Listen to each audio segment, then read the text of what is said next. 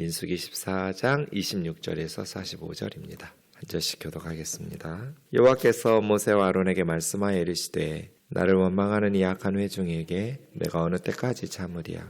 이스라엘 자손이 나를 향하여 원망하는 바 그 원망하는 말을 내가 들었노라. 그들에게 이르기를 여호와의 말씀에 내 삶을 두고 맹세하노라. 너희 말이 내 귀에 들린 대로 내가 너희에게 행하리니 너희 시체가 이 광야에 엎드러질 것이라. 너희 중에서 20세 이상으로서 계수된 자 곧 나를 원망한 자 전부가 여분네 아들 갈렙과 눈의 아들 여호수아 외에는 내가 맹세하여 너희에게 살게 하리라 한 땅에 결단코 들어가지 못하리라. 너희가 사로잡히겠다고 말하던 너희 유아들은 내가 인도하여 드리리니 그들은 너희가 싫어하던 땅을 보려니와 너희의 시체는 이 광야에 엎드러질 것이요 너희의 자녀들은 너희 반역한 죄를 지고 너희 시체가 광야에서 소멸되기까지 40년을 광야에서 방황하는 자가 되리라. 너희는 그 땅을 정탐한 날 수인 40일의 하루를 1년으로 쳐서 그 40년간 너희의 죄악을 담당할지니 너희는 그제서야 내가 싫어하면 어떻게 되는지를 알리라 하셨다라.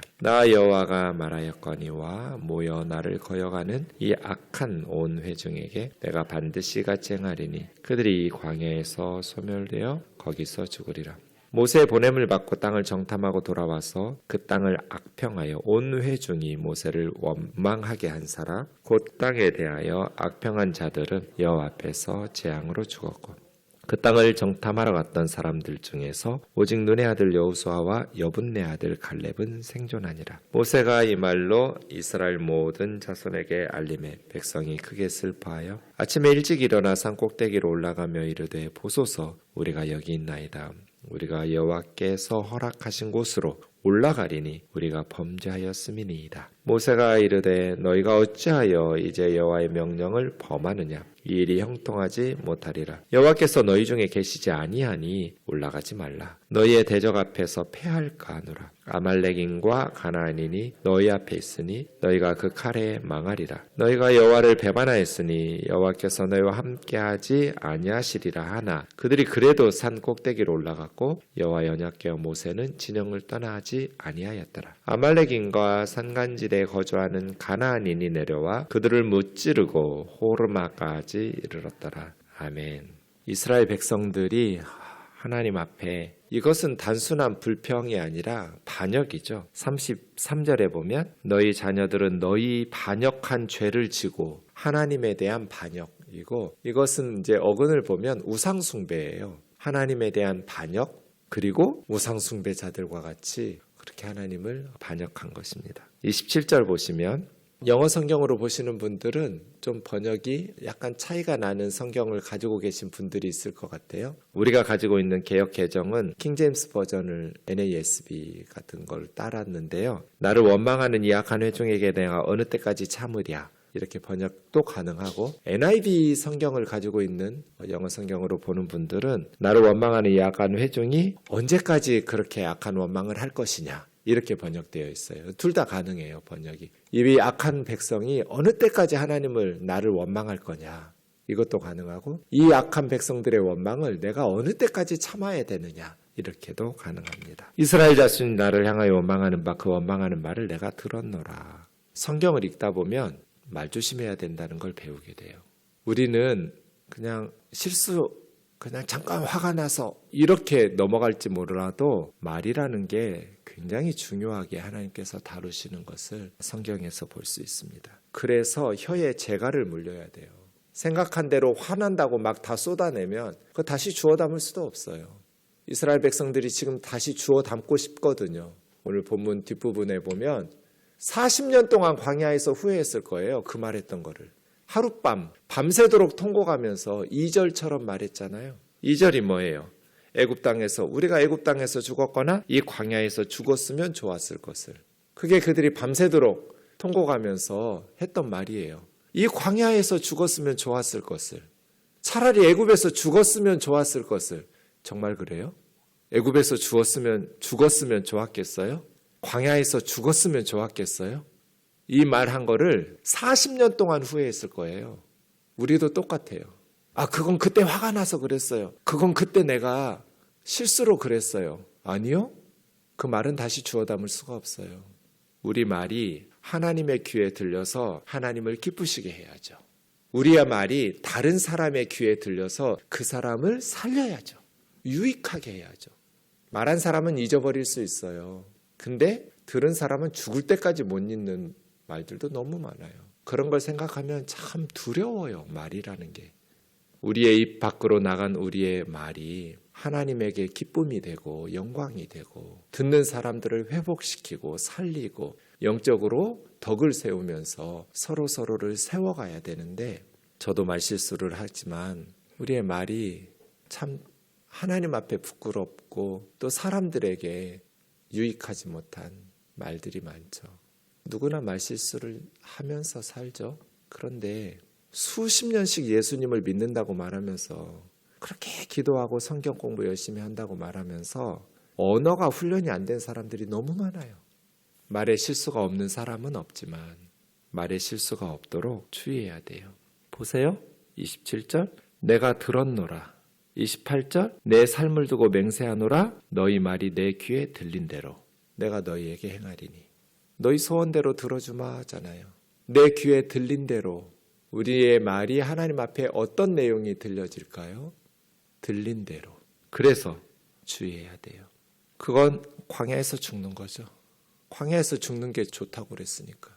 20세 이상으로서 출애굽 1세대는 갈렙과 여호수아 외에는 내가 너희에게 이게 원래 하나님의 오리지널 디자인이죠. 하나님의 원래 계획이에요. 너희에게 살게 하리라 한 그 땅. 이게 원래 하나님의 계획이었어요. 왜 애굽에서 데리고 나오셨겠어요? 약속의 땅, 조상들에게 약속의 땅, 젖과 꿀이 흐르는 땅. 주일에 유연한 전도사님 설교했잖아요. 미래는 하나님의 백성들은 다 알고 있어요. 재벌집 막내 아들 진도주는 다 알고 있잖아요. 미래가 어떻게 될지. 우리가 그런 거 비슷해요. 조상들에게 하나님 약속하셨어요. 젖과 꿀이 흐르는 땅으로 내가 주겠다고 너희 자손을. 아브라함에서부터 약속됐어요. 계속 이삭, 야곱, 요셉에게 약속하셨어요. 그래서 지금 요셉의 뼈 들고 온 거잖아요. 애굽에서. 자기들이 불순종한다고 하나님이 조상들에게 약속하신 것이 취소되는 게 아니에요. 미래는 분명해요. 그냥 자기들만 그 땅에서 못 사는 것뿐이에요. 반역한 사람들만, 믿음 없는 사람들만, 하나님을 무시하고 멸시하는 사람들만. 출애굽 2세대 31절이죠. 너희 유아들은 20살 이상의 출애굽 2세대는 그 땅에 들어갈 거다. 하나님의 오리지널 디자인대로 원래 계획대로 이루어질 거예요. 미래는 그래요. 우리가 불순종하면 우리만 그 땅에 못 들어가는 거죠. 우리 다음 세대든 누구든지 믿음으로 하나님의 약속의 말씀을 받아들여 순종하는 자들은 하나님이 약속하신 그 축복을 누리는 거죠. 하나님이 말씀하신 대로 반드시 이루어져요. 누가 누리느냐 하는 것은 그 하나님의 약속하신 미래를 믿음으로 받아들이는 사람들이 누리는 거예요. 똑같은 말씀 들었고 똑같은 하나님 경험했고 똑같이 홍해바다 건넜어요. 여호수아와 갈렙만 들어가는 거예요. 하나님의 말씀하신 대로 이루어져요. 그들이 불순종한다고 해서 하나님의 계획이 무너지는 거 아니에요. 그들만 못 들어갈 뿐이에요. 지금도 똑같다는 거예요. 지금도. 하나님의 말씀인 성경에서 우리에게 약속하신 것을 믿음으로 순종하는 자들은 그 약속의 축복을 받아 누릴 것이고 10명의 정탐꾼이나 그 불순종한 출애굽 1세대와 같이 믿음 없이 하나님을 멸시하고 불신한 사람들은 그 하나님의 계획을 누리지 못할 거고요. 34절에 에스겔 4장 6절에서도 비슷한 내용이 나오는데 하루를 1년으로 계산해서 40일 정탐했으니까 40년 너희의 죄악을 담당할지니 내가 싫어하면 어떻게 되는지 알리라. 35절 중에 모여라는 단어, 모여서 나를 거역하는, 참 군중 심리라는 게 한 사람 한 사람 있을 때는 참 바르게 생각하는 것 같은데 갑자기 모여가지고 어리석은 선택을 할 때가 많죠. 가데스 바네아에서처럼. 36절에서 38절은 10명의 정탐꾼이 죽임을 당하는 내용이 기록되어 있습니다. 누구보다도 먼저 40년 광야에서 죽을 것도 없이 바로 가데스 바네아에서 백성들을 재앙으로 이끌었던 리더들 10명의 정탐꾼이 죽임을 당했습니다. 리더가 참 중요하죠. 백성들을 축복으로 이끄는 리더인가, 백성들을 재앙으로 이끄는 리더인가. 이 10명의 정탐꾼은 각 지파의 영적인 리더들이었어요. 선발하고 선발된 리더들이에요. 여러모로 믿을 만한 사람들이었겠죠. 그들이 백성들을 재앙으로 이끌어버렸어요. 그래서 지금도 리더들의 신앙과 리더들의 시각, 안목, 또 가치관, 리더들의 신앙이 매우 중요하죠. 39절부터 보면 이제 두 가지가 나오는데요. 회개는 사실은 세 가지가 있어야 돼요. 근데 세 가지 중에 두 가지가 있고 한 가지가 없었어요. 그건 회개가 아니에요. 온전한 회개는 세 가지가 있어야 돼요. 첫 번째는 39절에 보면 크게 슬퍼하여. 네, 죄를 슬퍼해야죠. 그래야 회개를 하죠. 크게 슬퍼했어요. 첫 번째. 내가 죄 지은 것에 대해서 또 그 죄로 말미암아 일어난 발생한 형벌이나 고난에 대해서 큰 슬픔, 회개할 때 있어야죠. 두 번째, 40절에 보면 우리가 범죄하였습니다. 죄 고백이 있어야 돼요. 두 번째죠. 이게 회개예요. 자기 죄를 고백해야죠. 우리가 범죄했습니다.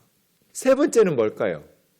진정한 회개에는 세 가지 요소가 있습니다. 첫 번째는 큰 슬픔, 두 번째는 죄에 대한 고백, 세 번째는요, 돌이켜 순종이 있어야 돼요. 말씀의 순종이. 그게 진짜 회개예요. 근데 여기에 순종이 없어요. 큰 슬픔이 임했어요. 자기들이 죄 지은 것에 크게 슬퍼했어요. 그리고 범죄했다고 고백이 있었어요. 그런데 말씀에 순종이 없어요. 돌이켜 순종하는 건 뭐예요? 25절 하나님 뭐라고 하셨어요? 아말렉인과 가나안인 골짜기에 거주하나니 이 가나안 7족속 대표적으로 말한 거죠. 너희는 내일 돌이켜 홍해길을 따라 광야로 들어가라. 40일을 하루를 1년으로 계산해서 40년 동안 출애굽 1세대는 그 땅을 얻지 못할 것이다. 그러나 너희 자녀들 출애굽 2세대 20살 이하의 어린아이들 광야에서 태어났거나 애굽에서 나올 때 20살 이하의 유아들은 너희 자녀들은 그 땅에 들어갈 거다. 이 말씀에 순종해야죠. 참된 회개는 홍해길로 다시 돌아 광야로 들어가는 게 회개예요. 그런데 이스라엘 백성들은 순종하지 않았죠.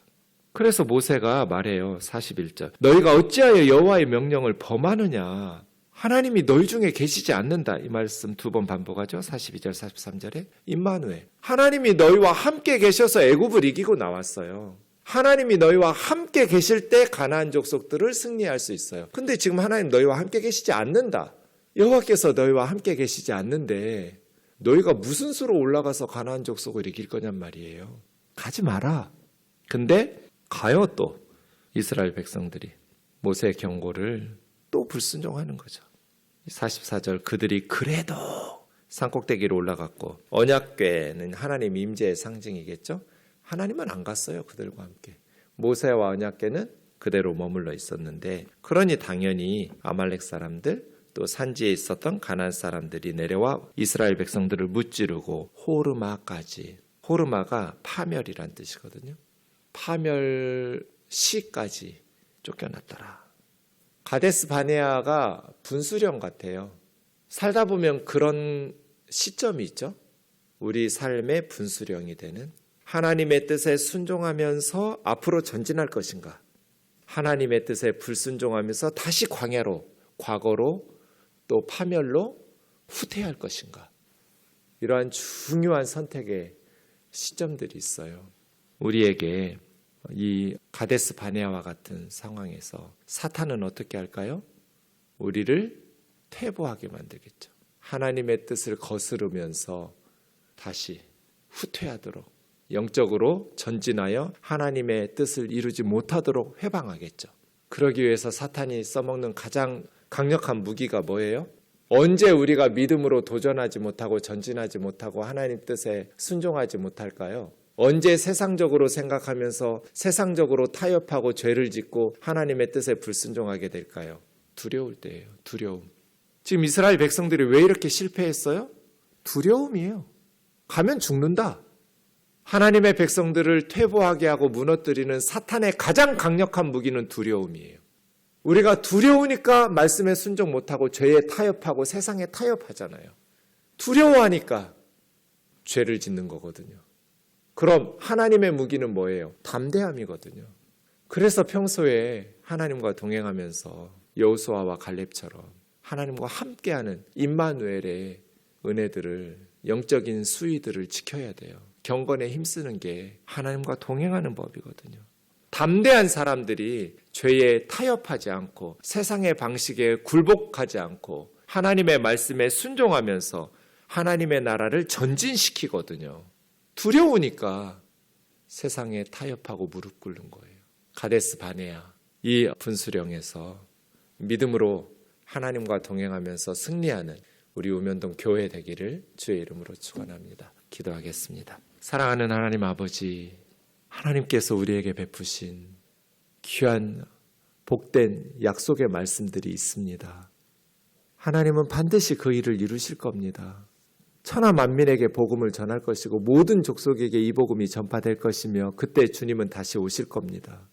천국 문이 활짝 열려 있습니다. 누구든지 예수 그리스도를 믿으면 멸망하지 않고 구원을 얻습니다. 하나님의 약속은 반드시 성취될 겁니다. 우리는 그 미래를 알고 있습니다. 믿음 없이 출애굽 1세대들처럼 하나님을 멸시하고 하나님을 불신하면서 하나님의 복되신 약속의 말씀을 누리지 못하는 어리석음이 없게 하여 주옵소서. 두려워 세상에 타협하고 죄를 굴복하는 광야의 백성들처럼 살지 않게 하여 주시고 담대한 믿음으로 하나님과 함께 우리의 삶을 살아낼 수 있도록 은혜 베풀어 주옵소서. 예수님의 거룩하신 이름으로 기도하옵나이다. 아멘.